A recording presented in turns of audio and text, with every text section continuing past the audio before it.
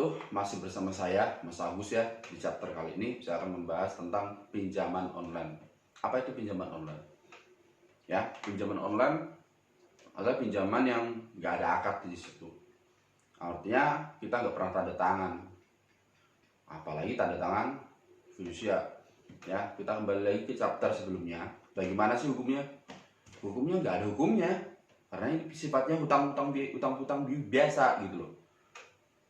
Loh, kok bisa nggak ada hukumnya? Iya, di chapter sebelumnya aku telah bahas tentang fidusia, pentingnya fidusia. Ya, fidusia itu membedakan mana yang utang resmi yang bisa dipidanakan, digugat, mana utang biasa yang nggak bisa digugat atau nggak bisa dipidanakan, kan gitu. Apalagi pinjaman online. Nah, pinjaman online ini kan limitnya nggak bisa banyak. Ya memang ada sebagian bisa sampai 30 juta ya. Kalau memang ini contoh kita belanja pakai Shopee. Ya, nanti di situ kan ada Shopee Pay Later. Gak semua orang yang punya Shopee itu punya Shopee Pay Later, gak semua. Contoh saya, kalau saya belanja kan saya juga punya sering. Dan Shopee Pay Later itu kan ada member gold, ya kan, itu untuk limit yang masih bawah ya. Untuk level atas naik nanti ada namanya lagi, kita belum pernah situ. Kita ambil yang limit yang paling bawah ini. Saya kasih contoh, kalau kita sering belanja, nanti kan banyak aplikasi pinjaman online yang keluar nih di sini. Nah, sebenarnya ilegal atau ilegal sih kita kalau pinjam di situ? Pinjaman online itu ada yang ilegal, ada yang legal. Ya, yang membedakan di mana? OJK. Semua itu diawasi dengan OJK. Ya, contoh pinjol A. Oh, ternyata nggak ada terus lain. Pinjol A ini tidak diawasi oleh OJK, berarti ilegal. Nah, terus pinjol B, oh ternyata aplikasi pinjol ini udah terdaftar di OJK, nah berarti legal. Nah, sebenarnya apa sih keuntungannya? Kalau kita niat nakal, mau ilegal atau legal, gak peduli kalau mau nakal. Ya, artinya kita pinjam udah usah bayar. Ya, yang selama mental kita kuat aja sih. Apa sih kerugian kalau kita terjerat di pinjol, apalagi lebih dari satu pinjol, lebih dari satu pinjaman online? Artinya maksudnya seperti itu. Kalau resiko terbesar kalau buat bisnis atau pengusaha, apalagi usahanya di bidang jasa nih, di jasa WO misalkan, atau di jasa yang sekiranya kayak notaris juga kan. Intinya sanksi sosial itu pasti ada, sanksi pidana tidak ada. Ya, sekali lagi, sanksi sosial itu ada. Sanksi sosial itu yang seperti ini. Di saat kita pengajuan, kita tuh tidak sengaja memberikan izin bahwasanya pinjol ini mau mengakses seluruh data di kontak kita. Artinya apabila kita terjadi gagal bayar atau cacat bayar, maka mereka akan menghubungi atau meneror teman-teman kita atau seluruh yang ada di kontak kita ini. Nah, bisa bayangin nggak, misalkan nih saya punya usaha WO nih ya, tapi banyak klien-klien di nomor HP saya, bahkan teman-teman saya, mereka tahu nih atau di WA secara kasar sama pihak pinjol. Nah, saya kira malu gak ya? Bukan cuma malu ya, malu banget. Bisa malu, bisa kehilangan klien, atau calon klien bisa kehilangan gitu loh. Loh, kenapa? Yang namanya usaha di jasa itu kan orang kadang tanya dulu, Pak, jasa ini gini ya. Belum semuanya deal, belum tentu semuanya ngasih DP kan. Nah, itulah artinya kepercayaan, dan itulah kerugian.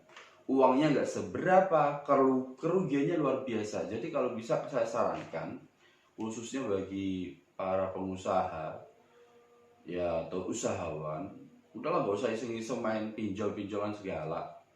Ya mungkin kalau untuk bagi kalangan menengah ke bawah, mungkin bisalah beli apa buat cari modal misalkan buat usaha. Ya lah, saya butuh modal 5 juta misalkan. Pinjol A sekian, pinjol B sekian, pinjol C sekian, nggak usah mikirin ilegal atau legalnya ya, walaupun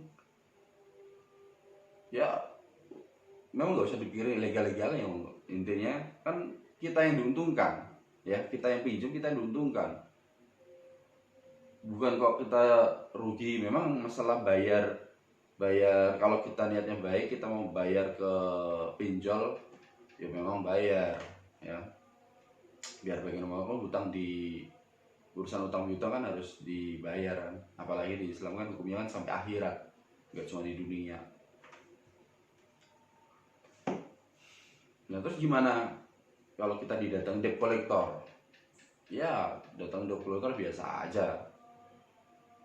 Kalau debt collector kan biasanya gini, misalkan kok dia udah WA kita berkali-kali nih ya, kita berkali-kali tapi kita nggak pernah nanggepin ya, kita nggak pernah nanggepin, kita cuekin, artinya etikat kita udah jelek nih.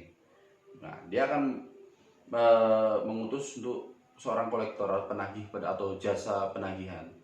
Nah nanti di situ akan tertulis di surat tugasnya jasa penagihan ya atau tenaga penagihan ya, karena kita tidak punya etikat baik.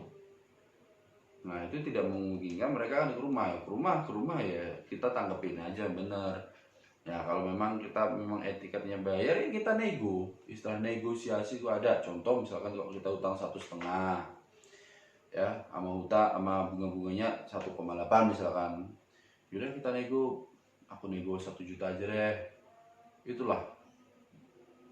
Nah kalau misalkan boleh 1 juta kan dia akan kita akan mengisi kayak surat pengajuan gitu, pengajuan bahwasanya mau pelunasan di angka sekian. Begitu disetujui, kita bisa bayar di Indomaret, di mana kayak di mana aja bisa lah ya. Itu kalau kita pinjam online yang diawasi oleh OJK, artinya legal. Nah kalau kita pinjam yang nggak legal, ya ini bahayanya di sini. Kalau kita ada etikat bayar, tapi kita udah terlanjur pinjam di yang legal, bisa jadi nih kita udah titip uang, ternyata uangnya belum masuk, kita udah bayar ternyata belum lunas, masih aja ditagih. Nah itu yang bahaya. Nah, cuman kalau kita niatnya nakal ya, kembali lagi ke sifat manusia, sifatnya orang Indonesia. Kalau kita niatnya nakal, masa bodoh, gak usah bayar ya. Kita pinjam di pinjol 10 pinjol misalkan, 10 aplikasi. Kalau satu aplikasinya 1 juta misalkan, paling 10 totalnya berapa? 10 juta. Gak usah dibayar. Kan gitu. Kalau niatnya nakal. Yaitu seputar pinjaman online ya.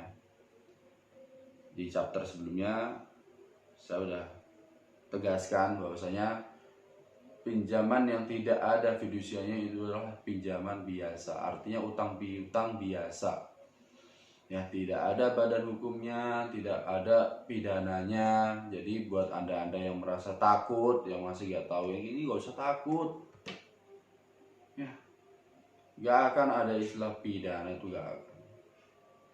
Ya, jadi kalau anda merasa video ini membuka wawasan teman-teman semua, ya aku nggak minta banyak, minta di like sama di subscribe aja supaya teman-teman bisa lihat videoku yang sebelumnya atau yang akan ku buat nanti setelah ini kan gitu, atau video yang terbaru ya di seputar finance ya. Saya lebih suka di seputar finance dan tidak menutup kemungkinan saya akan bahas-bahas yang lainnya juga, tentang KPR bank, tentang Matel apa itu, tentang itu udah saya bahas semua. Oke, ini udah subuh ya. Udah subuh. Istimewa udah subuh. Azan udah terdengar. Assalamualaikum warahmatullahi wabarakatuh. Sampai ketemu di chapter selanjutnya. Jangan lupa di like, subscribe supaya bisa lihat channel-channel selanjutnya.